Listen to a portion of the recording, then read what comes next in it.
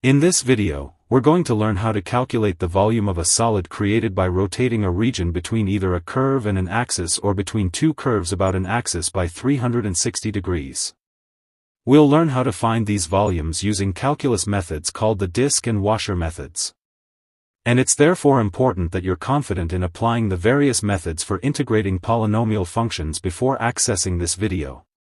Suppose we have a curve given by the equation y equals of x.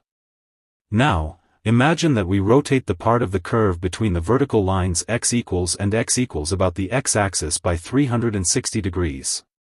The curve would map out the surface of a solid as it rotated. In this case, it might look a little like the curved surface of a vase, for instance. The solid created is called a solid of revolution, for fairly obvious reasons. And so, if the function y equals of x gave us a horizontal line, the solid would be a cylinder.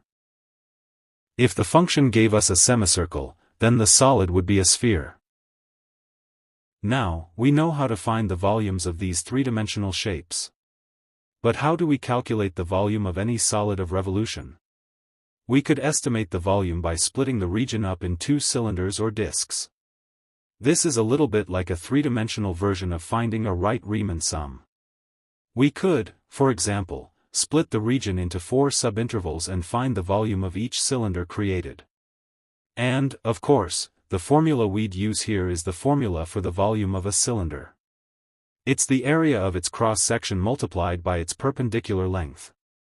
We'll let the function of x be the area of the cross-section of each cylinder, and the width of each of our subintervals, and therefore the length of each cylinder, can be delta x. This means an estimate for the total volume created by the solid of revolution is the sum of the volume of each of our disks. It's the sum of x times delta x for values of between 1 and 4. We can more generally say that for a solid to split into disks, its volume will be approximately equal to the sum of x star times delta x for values of between 1 and, where x star is a sample point in the subinterval from x minus 1 to x. Now, of course, this is only an estimate. But it follows that as we increase the number of subintervals, the cylinders get shorter and shorter, and the estimate for the volume gets closer and closer to the actual volume of the solid of revolution. As the number of subintervals approaches infinity, the sum approaches the exact volume of the solid of revolution. And we therefore define the volume as the limit of the sums as approaches infinity. By recognizing the limit of a Riemann sum as a definite integral, we obtain the following definition. We take the solid bounded between the lines x equals and x equals. If the cross-sectional area of this solid in the plane through x and perpendicular to the x-axis is of x where is a continuous function, then the volume is equal to the limit as approaches infinity of the sum from equals 1 to of x star times delta x. But that's also equal to the definite integral between and of x with respect to x. We're now going to have a look at the application of this formula.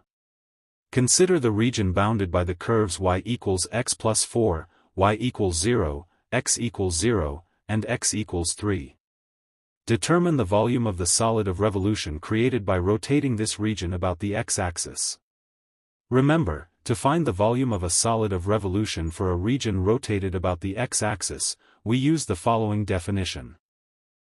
For the solid that lies between the vertical lines x equals and x equals, whose cross-sectional area in the plane through x and perpendicular to the x-axis is of x for a continuous function, the volume of this solid is given by the definite integral between and of x with respect to x. So, we'll begin by defining the various elements in our question. The solid is bounded by the vertical lines x equals 0 and x equals 3, so we're going to let b equal to 0 and b equal to 3.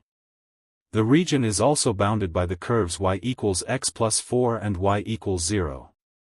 And so, the region itself might look a little something like this. Rotating this region about the x-axis, and we obtain a three-dimensional shape as shown. The cross-sectional shape of our solid will be a circle. And the area of each circle will be given by pi times radius squared. Now, the radius of each circle will be the value of the function at that point.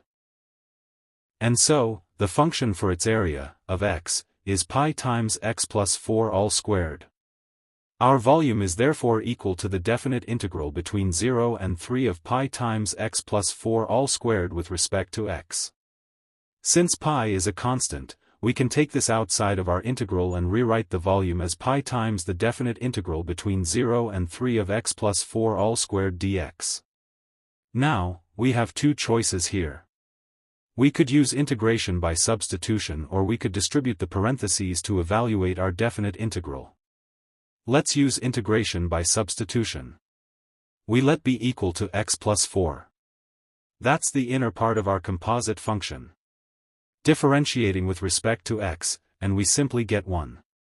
Now, whilst d by dx is not a fraction, we treat it a little like 1. And this means we can alternatively write this as d equals dx. We then replace x plus 4 with and dx with d. We are going to need to do something with our limits, though. We use our substitution. This is equals x plus 4. Our lower limit is when x is equal to 0. So, is equal to 0 plus 4, which is equal to 4.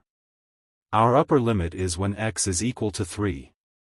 So, is equal to 3 plus 4, which is 7. And we're now ready to evaluate the volume, pi times the definite integral between 4 and 7 of squared with respect to. We know that we can integrate a polynomial term whose exponent is not equal to -1 by adding 1 to the exponent and then dividing by that new value. So, we have pi times cubed over 3 between 4 and 7. That's pi times 7 cubed over 3 minus 4 cubed over 3, which becomes pi times 279 over 3. 279 divided by 3 is 93.